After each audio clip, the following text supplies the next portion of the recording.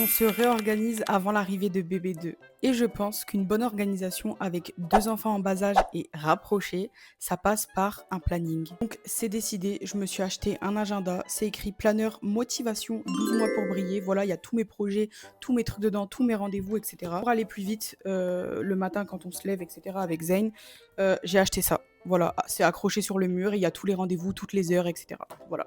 Déjà, l'organisation passe par là, un planning. J'ai décidé de faire des efforts sur le budget parce que c'est vrai que on va pas se mentir, quand un bébé arrive, il y a beaucoup de dépenses à faire. Donc moi, les dépenses sont déjà faites, j'ai déjà tout. Donc je me suis dit, avant son arrivée, il faut que j'organise tout, le budget de chaque mois, etc. J'ai commencé à compter, à faire mes comptes. Je ne l'avais jamais fait.